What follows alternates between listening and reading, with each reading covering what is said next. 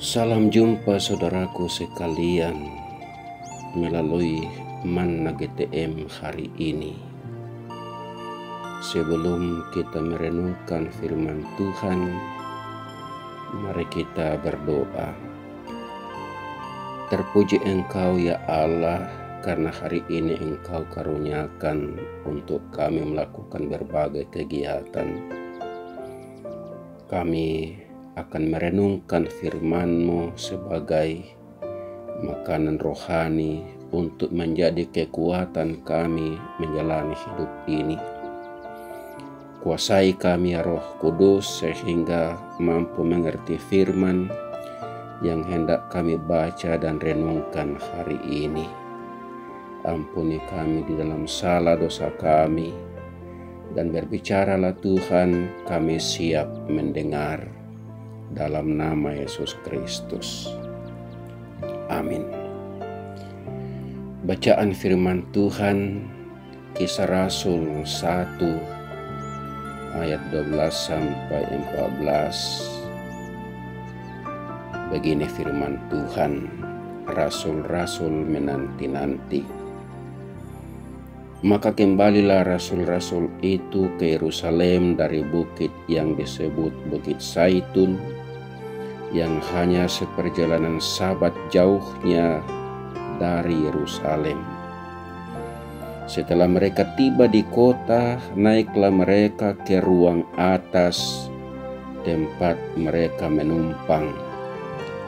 Mereka itu ialah Petrus dan Yohanes, Yakobus dan Andreas, Filipus dan Thomas, Bartolomeus dan Matius, Yakobus bin Alfeus, dan Simon orang Selot, dan Yudas bin Yakobus.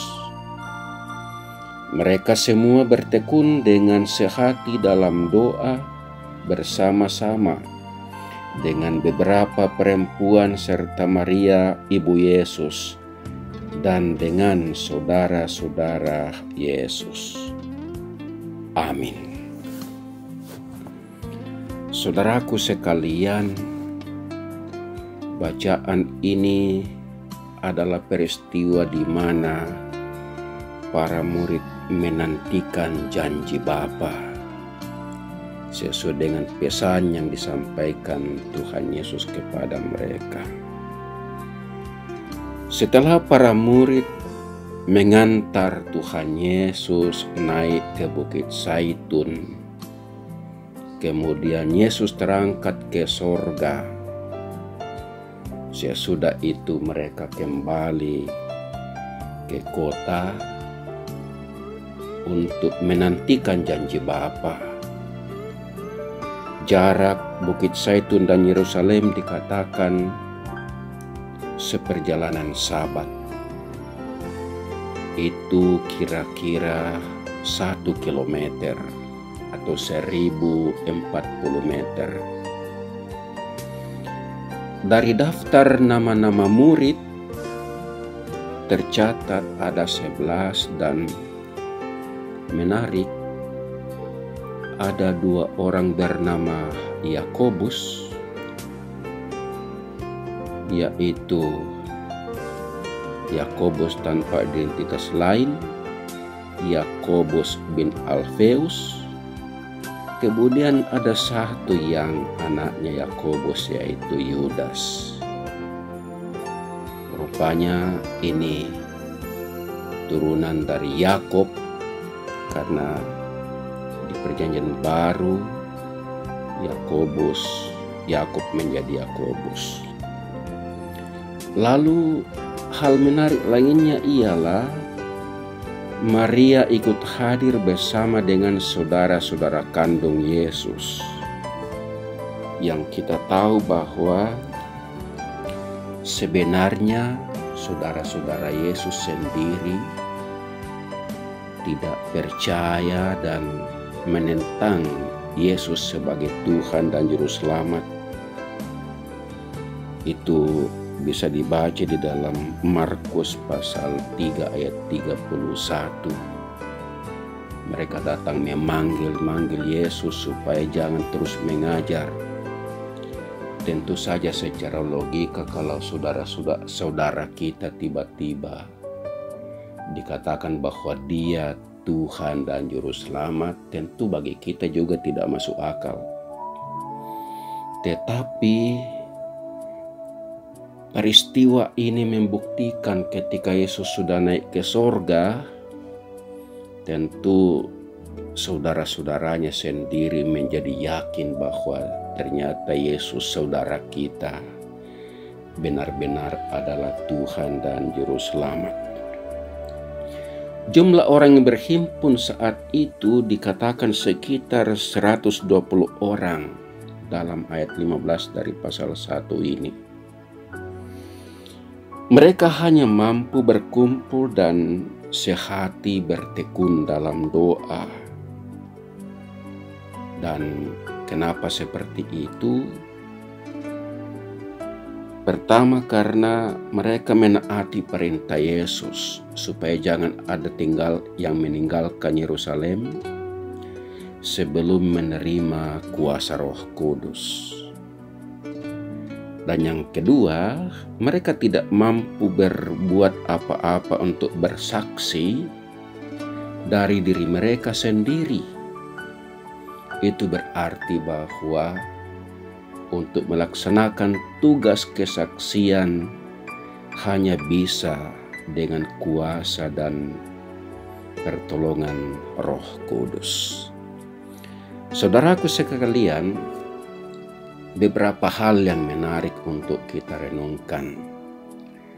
Yang pertama, seperti para murid, tidak ada yang meninggalkan Yerusalem karena perintah Yesus. Demikianlah hendaknya kita memperhatikan perintah-perintah Yesus untuk kita taati. Jangan kita berbuat sekehendak hati, melainkan kita akan melakukan kehendak Kristus. Yang kedua, mari juga kita bertekun dengan sehati dalam persekutuan. Inilah yang dikehendaki Tuhan bagi gerejanya. Orang percaya tetap sehati. Dan oleh karena itu segala upaya harus dilakukan supaya gereja, persekutuan orang percaya, jemaat tetap sehati. Bahkan dimulai dari keluarga, antar keluarga, sehingga hal-hal yang bisa merusak hidup bersama dengan sehati dapat disingkirkan. Dan yang ketiga, kita juga harus sungguh-sungguh berdoa, menantikan kuasa Roh Kudus. Sebab tanpa Roh Kudus kita tidak bisa berbuat apa-apa bagi dunia. Padahal kita diutus ke dalam dunia untuk melaksanakan karya penyelamatan Allah. Kita tidak bisa mengandalkan kemampuan sendiri untuk melaksanakan kesaksian.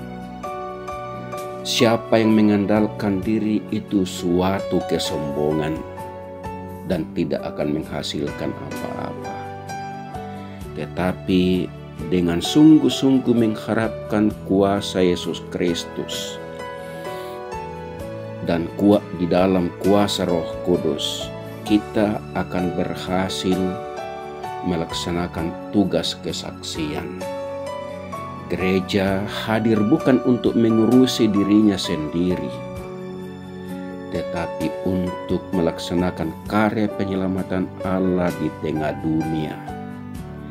Karena itu, kita akan mampu melakukan karya penyelamatan Allah hanya dan kuasa pimpinan Roh Kudus.